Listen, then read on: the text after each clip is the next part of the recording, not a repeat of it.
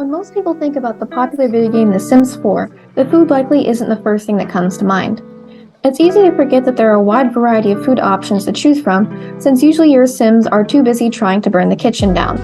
For this video, we're going to try making the black and white cookies, which are available once a Sim reaches cooking level 4. I'd like to think my cooking level is high enough, but that's what we're going to find out today. For my recipe, I mainly followed the recipe created by the Sims Legacy Challenge, though I did end up adapting a few things. I'll post a link to the original recipe in the description so you can see what I decided to change.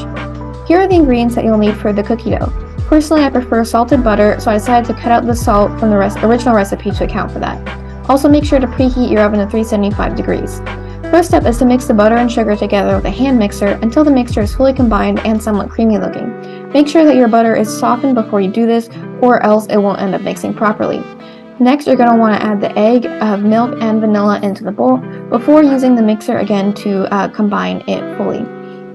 Again, making sure that it is combined fully is very important because it'll help make your life easier in the next steps. For the dry ingredients, use a separate bowl to whisk the flour and baking powder together. Honestly, this shouldn't take long, you're just trying to make sure the baking powder isn't all on top. Then you'll want to combine the dry ingredients into the wet mixture, but make sure to only add 1/3 at a time before using the mixer.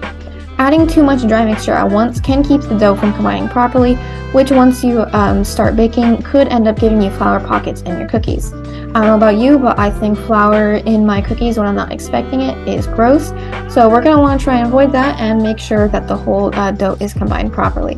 Now that the dough is done, it's time to scoop out the cookies. You can use a grease tray or parchment paper, whatever you prefer, it doesn't really matter. In the original recipe it says to use a cookie scoop, but I don't have that, so I'm just using a spoon.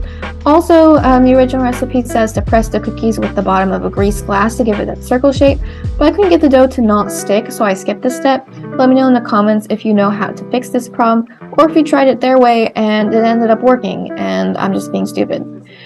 Final step for the cookies themselves is to bake for 15 to 20 minutes, or the point at which they start to look golden brown. While those are baking, we can move on to the icing. There's going to be 2 flavors for the 2 different sides, vanilla for the top and white side, and chocolate for the bottom and black side. Starting with vanilla first, combine the water and corn syrup into a saucepan, leaving it on medium heat until it starts boiling.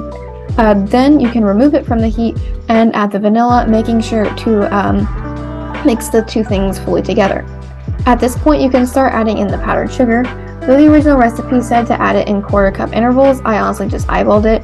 Remember to mix after each addition. And so this is around what your icing should look like in the end.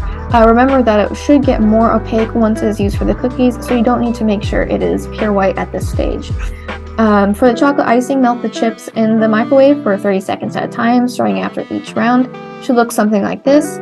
Now decoration time. Spread the vanilla icing over around half the cookie, making sure to leave enough room for the chocolate later.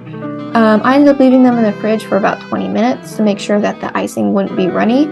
And then I ended up repeating the process with the melted chocolate, also making sure to pop it in the fridge at the end for another 20 minutes because you don't want your cookies to be messy when you're eating them.